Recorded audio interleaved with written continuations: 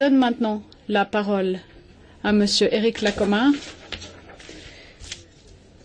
qui est chercheur à l'école d'économie de Stockholm. Et il s'intéresse à la possession d'armes légales et à la politique, la législation sur les armes en Europe. Il faisait partie des experts qui, en 2014, ont dit qu'il était nécessaire de réévaluer la législation en matière de détention d'armes en Europe. Et M. Lacomar n'a pas de micro, malheureusement. Les interprètes ne l'entendent pas. Thank you. Merci. Et merci. Je suis heureux d'avoir été invité. Je ne suis pas un politique. Je suis ici en tant que chercheur et l'un des rares chercheurs, je dois le dire, qui se sont penchés sur la question de la législation en matière des armes à feu et de la criminalité liée à la détention d'armes. C'est un domaine qu'il faudrait intégrer à la recherche moderne. Et mon rôle ici est de vous montrer quelles sont les conclusions tirées par la recherche scientifique. Vous pouvez bien sûr avoir toutes les opinions que vous voulez, les opinions politiques que vous voulez. Moi, je vous présente le point de vue de la science.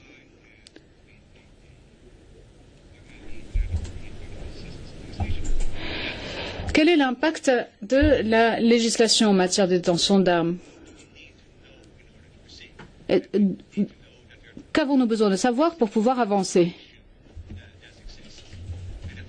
Bon, il faut que nous sachions quels sont les problèmes et nous devons aussi être en mesure d'évaluer l'efficacité des mesures qui doivent aboutir à la réduction de la criminalité, bien sûr, et réduction du terrorisme. Alors on peut discuter de l'effet des interdictions de diverses armes à feu sur le terrorisme et la criminalité nationale dans mon pays, en Suède.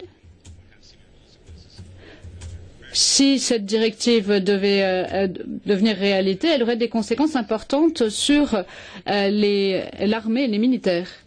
Mais nous avons besoin d'outils pour évaluer ces questions. Et nous essayons aussi de déterminer s'il y a d'autres moyens d'arriver au même objectif en évitant les inconvénients que je viens de citer. Donc, que savons-nous? Comme je l'ai dit, les travaux de recherche ne sont pas très nombreux dans ce domaine. J'ai sélectionné quelques citations sur la directive. Et c'est un résumé assez adéquat de ce que dit la recherche. En général,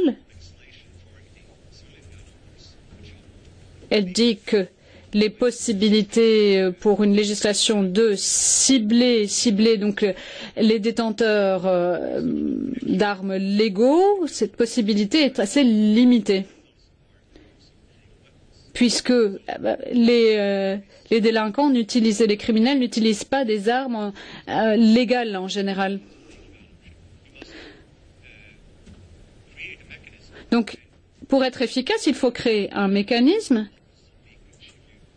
Et certains en parlent, l'appellent l'hypothèse de fuite, c'est-à-dire que toutes les armes qui sont utilisées par des criminels, il faut partir du principe qu'il s'agit d'anciennes armes légales qui ont été transformées en armes illégales.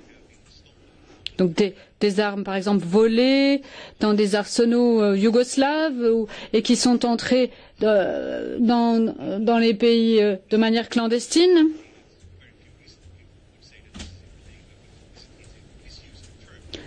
Donc il ne s'agit pas vraiment d'armes illégales, il s'agit d'un abus. Il s'agit de détournement d'armes légales.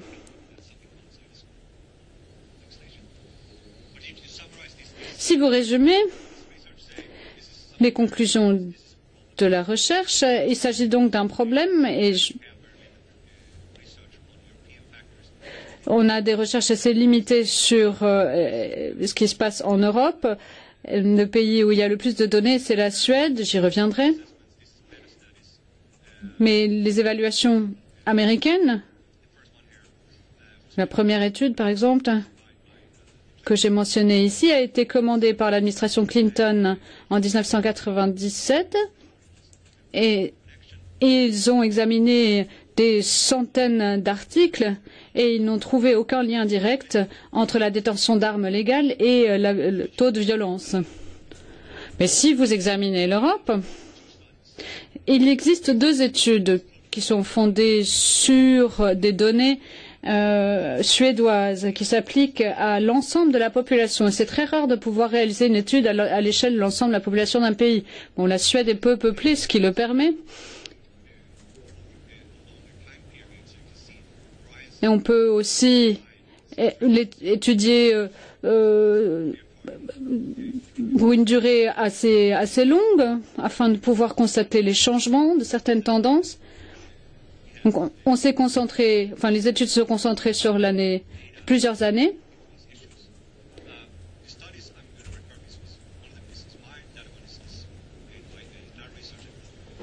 L'une des études, c'est moi qui l'ai réalisée, et une autre étude publiée en 2012 a été réalisée par l'Institut de recherche indépendant. De 2003 à 2010, on a étudié donc tous les vols pour voir quelles armes avaient été utilisées dans la délinquance, la criminalité. On a essayé de retrouver l'origine de ces armes. S'agit-il d'armes qui sont le résultat d'un trafic illégal? Est-ce qu'elles sont fabriquées artisanalement? Est-ce qu'il s'agit d'armes légales détournées, etc. Ce que j'ai constaté, moi, pour résumer, c'est que le nombre de vols est très bas. En termes absolus, la première période, il y avait environ une centaine par an et c'était en déclin. 80 vols par an environ. Ils sont très rares aussi par rapport aux 629 000 détenteurs d'armes légaux en Suède.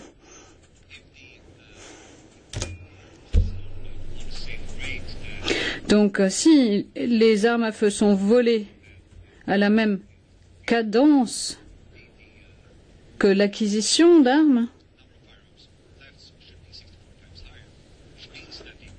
le nombre de vols devrait être beaucoup plus élevé. Ce qui veut dire que la législation en vigueur actuellement est probablement aussi efficace que possible.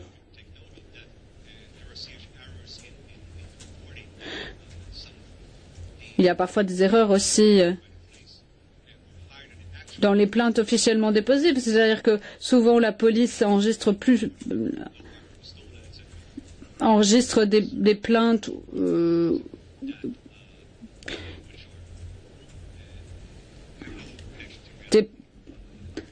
des plaintes qui impliquent un vol, mais il n'y a pas forcément des armes à feu qui sont impliquées. Il y a la même chose en Allemagne. Il y a donc des chiffres qui peuvent prêter à confusion parfois. L'autre étude concerne des délits plus sérieux, des infractions plus sérieuses sur une période de 10 ans. Et il a constaté que des armes civiles volées avaient été utilisées dans un cas sur 2. Lorsqu'on discute de la législation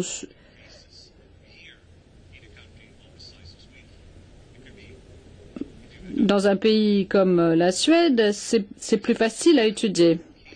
Et vous voyez donc une poignée de cas qui seraient visés par la législation.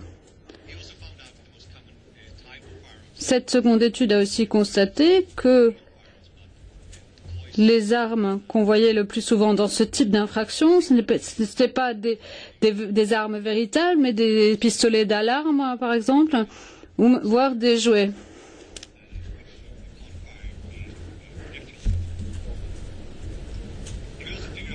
Ou des armes qui ne permettent pas vraiment de tirer avec des projectiles. En tout cas, la plupart des armes impliquées dans ces infractions venaient des Balkans et étaient entrées en Europe de manière illégale.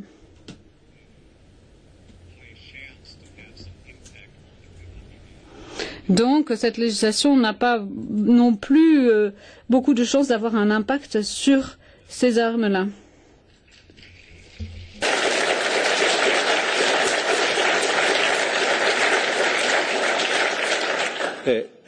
For some reason, address this by stricter regulation of civilian gun ownership. Donc la recherche semble montrer qu'une législation plus stricte ciblant la détention d'armes légales n'aurait aucune efficacité.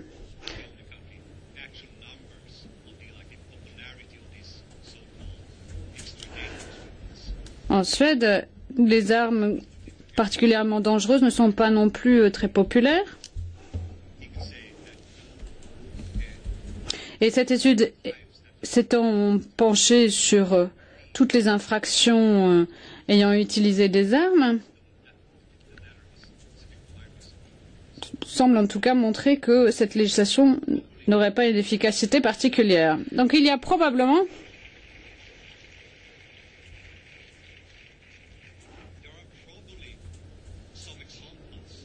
des exemples. Il existe par exemple des exemples de telles armes utilisées dans des délits ou dans des infractions.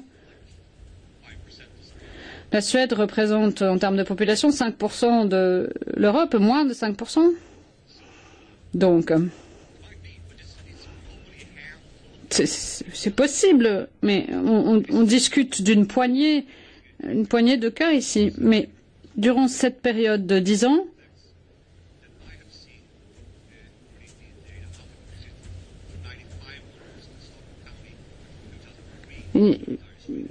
je n'ai pas vu d'infraction ni de vol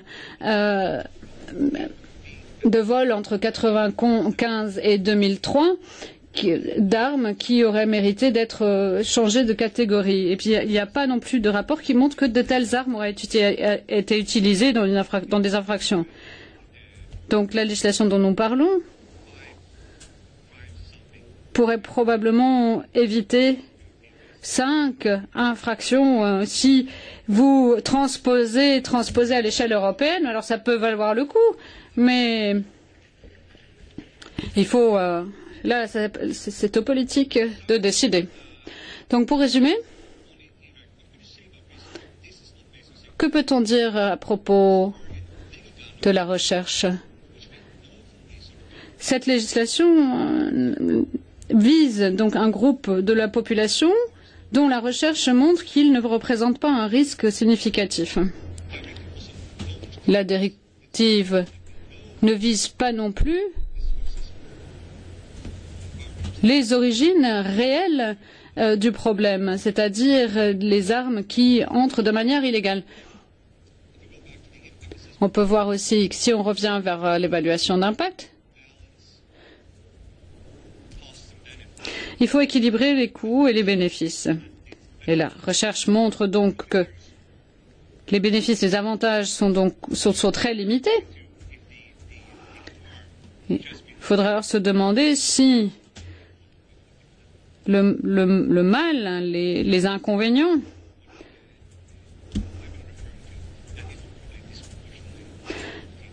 ne seraient pas vraiment évités. Donc en tout cas, le gain est disproportionné par rapport aux moyens déployés. Si vous êtes un criminel, vous n'allez pas demander une licence, un droit de port d'armes. Donc, viser un groupe de personnes qui, par définition, respectent la loi, paraît assez absurde.